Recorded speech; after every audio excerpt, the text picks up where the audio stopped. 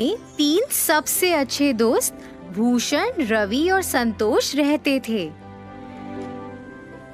इन तीनों दोस्तों ने मिलकर मकई की फसल की कटाई शुरू की। उनकी पत्नियां नाश्ते के डिब्बे के साथ रोज खेत आती थीं और अपने पतियों को खाना खिलाती थीं। तीनों किसान एक दूसरे के बहुत करीब थे, यहाँ तक कि उनकी पत्नियां भी एक दूसरे के बहुत करीब थीं।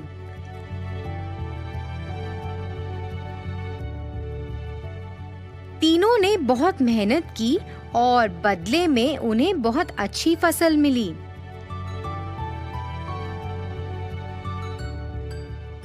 इसके साथ वे गांव के बाजार में मकई बेचने लगे।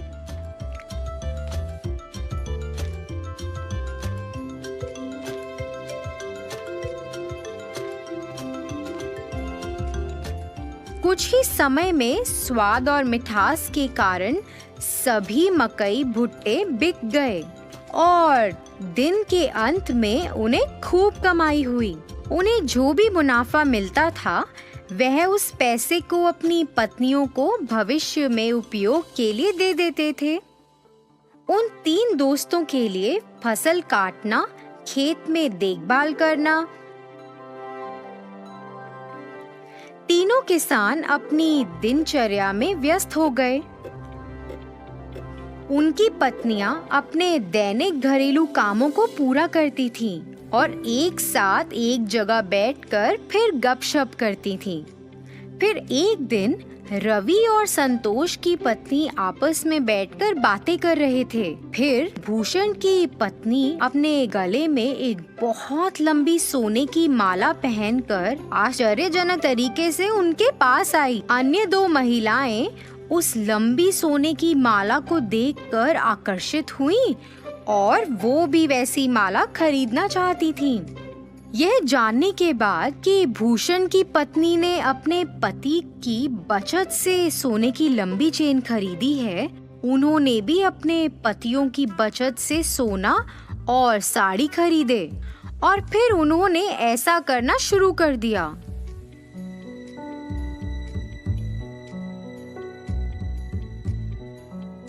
पतियों ने अपनी पत्नियों को सोने की माला और महंगी साड़ी पहने देखा और उनसे इसके बारे में पूछा।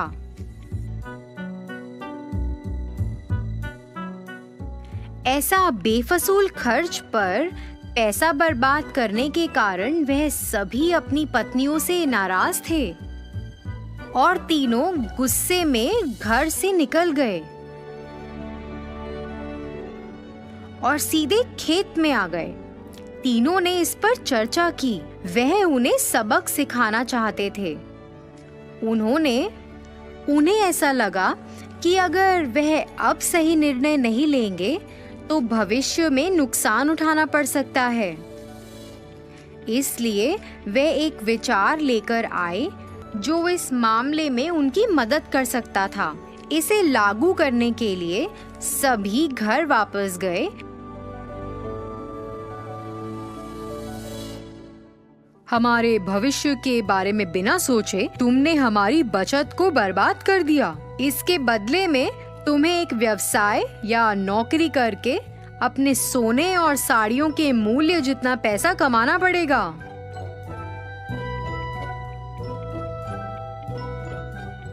तुम तीनों आपस में फैसला करो कि इतनी बड़ी रकम कैसे कमाओगे और हमें अपना अंतिम फैसला सुनाओ।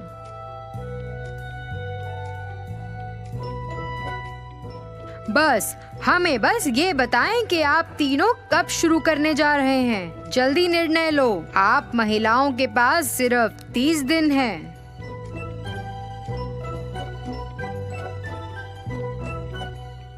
तीनों अपनी पत्नियों को समझाकर घर से निकले।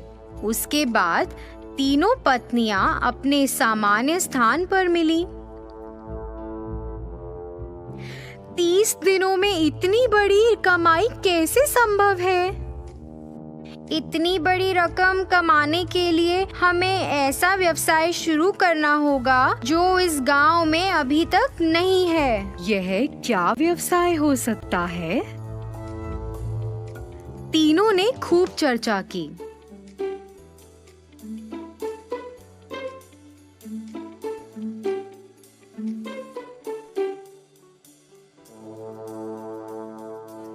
अरे, मेरे पास विचार है। हमारे पति से सभी भुट्टे खरीदते हैं। हम 3 प्रकार के भुट्टे बेच सकते हैं।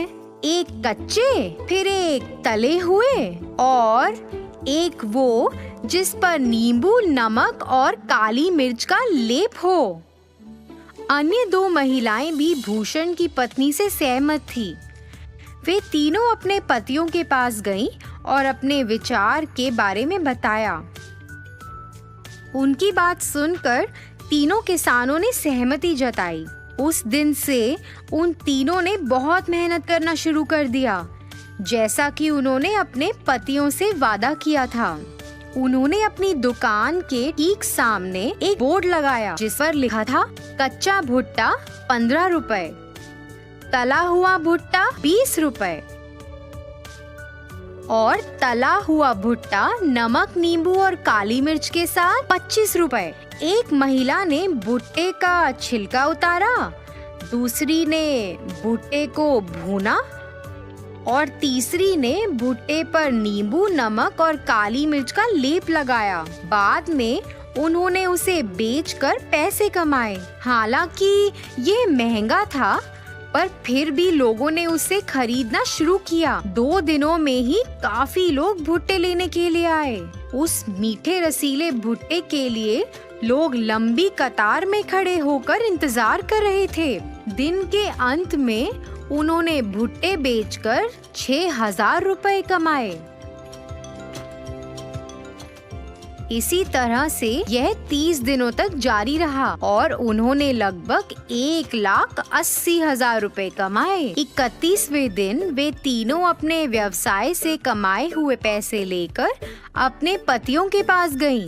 पैसे वापस देने के बाद उन्होंने अपने पतियों से वादा किया कि वह अपने व्यवसाय को जारी रखेंगी और कड़ी मेहनत करेंगी।